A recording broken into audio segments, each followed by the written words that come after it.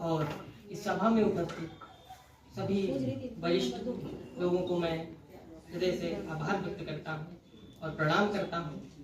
और मेरी कविता के जो विचार हैं वो है माँ। माँ, जो माँ हमें पालती है और जब वृद्धावस्था में आती है उसकी क्या हालत होती है, आइए छंदों के साथ आनंद लेते हैं। कि जो शिशु काल से लेकर कि जिसने हमको है पाला, कि शिशु काल से लेकर कि जिसने हमको है पाला, कि जिसने भ्रूण से लेकर ये सबके तन को है ढाला, कि जिसने सुत सुता के प्रेम में पी कर के विष प्याला, कि जिसने सुत सुता के प्रेम में पी कर के विष प्याला, वही इस स्नेह प्याला अंत सांसों का सहारा है। माँ के ममता से निर्मित स्नेहिल जगी सारा।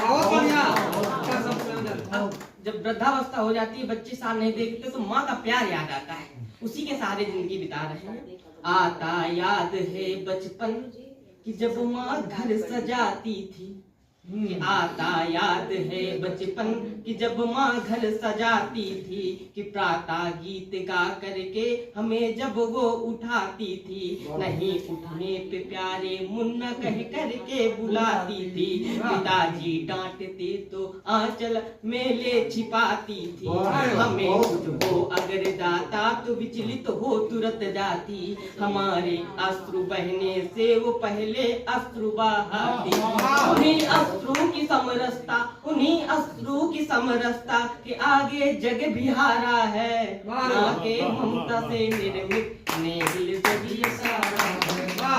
अगला अगर हम आए और रो दें और कोई गलती किए हो और पिताजी हो तो तुरंत हमारा माफी हो जाती थी कि रो दिया बच्चा, आप छोड़ो, काम खत्म हो गया। असुक्षण भी प्रतिक्षण ही सदा तो तत्पर रहते, यानी शैतानी करके आए, अब घर आए तो तुरंत रो दिए तो माँ के सामने काम खत्म हो गया, पिताजी अब नहीं डांटेंगे। असुक्षण भी प्रतिक्षण ही सदा वो तत्पर रहते, जिनके आगे सरसता से सभी व्यवधान भी डहाते, प्रसन्नचित देख कर मुझको सदा ही वो मुदित होती, प्रसन्नचित देख कर मुझको सदा ही वो मुदित होती, उसके मुख में प्रबल सी नौ प्रभा हर क्षण उदित होती, उसी क्षण की पिपासा में, उसी क्षण की पिपासा में बही नैनों से धारा है।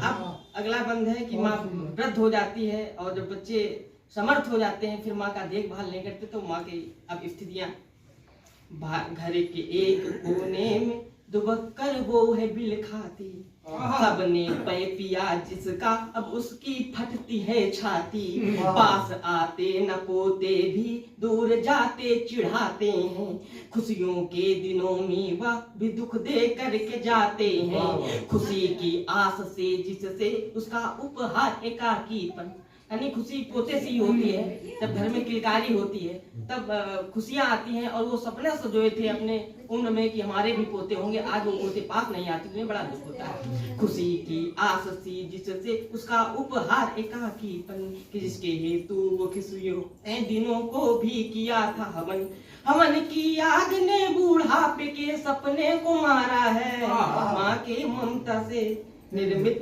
नेहिल जगी सारा।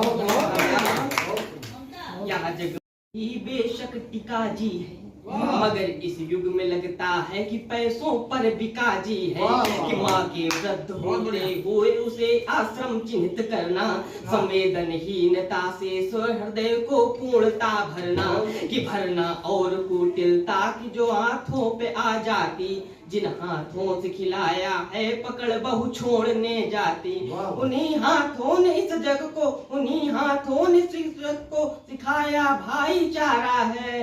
माँ के ममता से निर्मित नेहिल जड़ी सारा।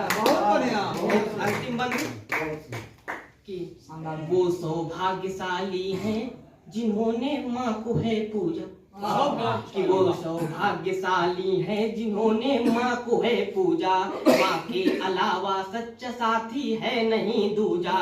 कि माँ की जब कभी भी घर से है अर्थी वो निकलती, कि माँ की जब कभी भी घर से है अर्थी वो निकलती, लगता है प्रातः में ही ऊषा जैसे जाती है ढलती।